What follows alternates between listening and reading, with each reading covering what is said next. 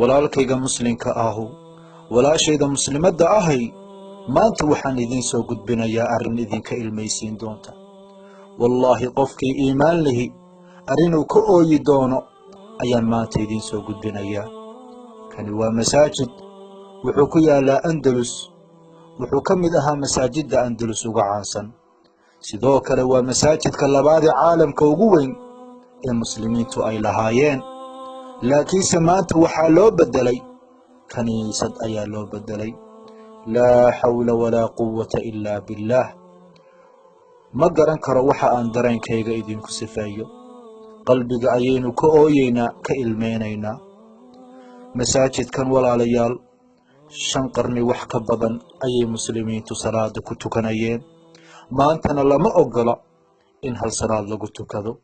iska daa in hal salaad lagu tukado, xitaa lama ogola hal sujuud in gudihiisa lagu sujuudo. wallaahi waa arrin laga ilmeeyo. gudihiisa asnaam baa dhex yaalla. gaalo ayaa u soo dalxiis tagta maalin walba. walaalayaal, keliya masaajid ma ahayn, sidoo kale wuxuu ahaa masaajid ay muslimiintu cilmiga ku bartaan. goob cilmiyeed buu sidoo kale ahaa. maalinkii 27 xalqa wax ka badan ayaa ka bixi jiray. laa ilaaha ila allah. aaway dadkii muslimiinta ahaa? aaway dadkii dhisay? aaway dadkii 5 qarni waxa ka badan gudihiisa ku tukan jiray? maalin walba 4,000 oo arday ayaa wax ka baran jiray gudihiisa. maantana wakaa kiniisad baa laga sameeyey, dushiisa kiniisadaa laga taagay.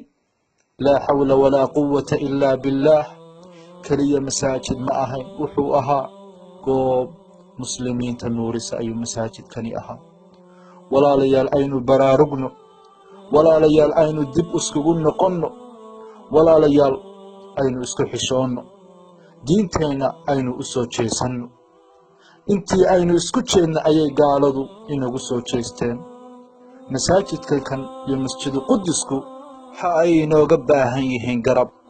walaalkayga muslimka ahow, si dad fara badan ay u baraarugaan, walaalayaal sii gaarsiiya, balse aynu dadka u baraarujinno.